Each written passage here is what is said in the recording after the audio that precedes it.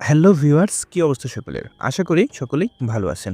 প্রতিদিনকার মতো পরিণীতা সিরিয়ালের নতুন একটি পর্বের নতুন একটি ধামাকা আপডেট নিয়ে আপনাদের মাঝে হাজির হয়ে গেলাম। জস যা চেয়েছিল সত্যিই তাই হলো। নিজের হাতে বিছানায় দিল রায়ান ও পারুলকে। আজকের পর্বে আমরা দেখতে পেলাম এক বিশেষ রাতে, যেখানে জস পারুল এবং রায়ানকে এক ঘরে থাকার জন্য রেখেছিলেন। ফুলসজ্জার রাত, যার জন্য দর্শক বহুদিন ধরে অপেক্ষা করছিল। সেই মুহূর্তেই দেখা গেল এক অদ্ভুত আবহ।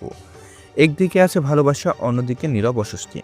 ঝড় চেয়েছিল সম্পর্কের ভেতরে বিশ্বাস আর সংযম তৈরি করা। সত্যিই কি তা হলো, নাকি সেই মুহূর্তেই ধীরে ধীরে জমে উঠল নতুন দ্বিধা এবং অদৃশ্য চাপ? চলুন এক এক করে আজকের ঘটনা বিশ্লেষণ করি। পর্বের শুরু থেকেই গল্পে একটি সূক্ষ্ম চাপা আবেগ কাজ করছিল। ফুলসজ্জার ঘরে থাকা মানে শুধু একসাথে থাকা নয়, বরং একে অপরের অন্তর্নিহিত অনুভূতিগুলো বোঝার সুযোগও।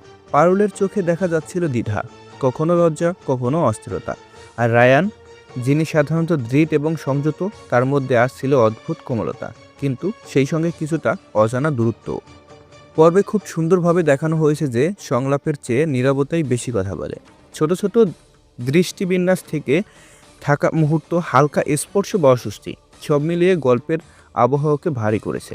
দর্শক সহজেই বুঝতে পারবে কিছু ঠিকঠাক নয়, কিন্তু সেটা সরাসরি বলা হয়নি।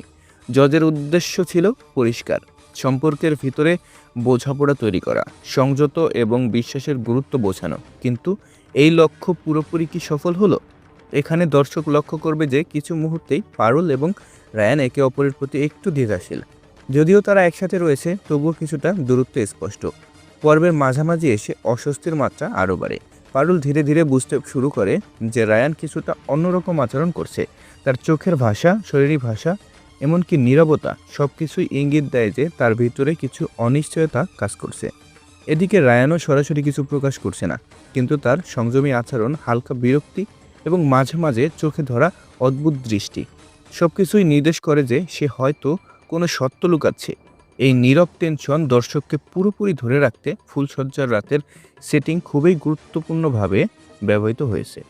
অল্প আলো, নরম পরিবেশ, ধীরগতির সংলাপ, সবকিছু মিলিয়ে আবহাওয়া তৈরি হয়েছে। কিন্তু এই আবহাওয়ার ভেতরে পরিচালক রেখেছেন এক অদ্ভুত চাপ। তা যেন বলে, সুখের রাত হলেও সবকিছু ঠিকঠাক নয়। পারুলের মন আজ কেবল ভালোবাসার অনুভূতি নয়, বরং অনিশ্চয়তার মাঝেও কাঁপছে। সে বুঝতে চাচ্ছে রায়ান সত্যিই কি বিশ্বাসযোগ্য, নাকি তার মধ্যে কিছু লুকোচ্ছে, যা সম্পর্কের ভারসাম্যকে বদলাতে পারে। পর্বের শেষের দিকে সেই অস্বস্তি আরও স্পষ্ট হয়। যদিও তারা একই ঘরে রয়েছে, কিছু কথাই বলা হয়নি।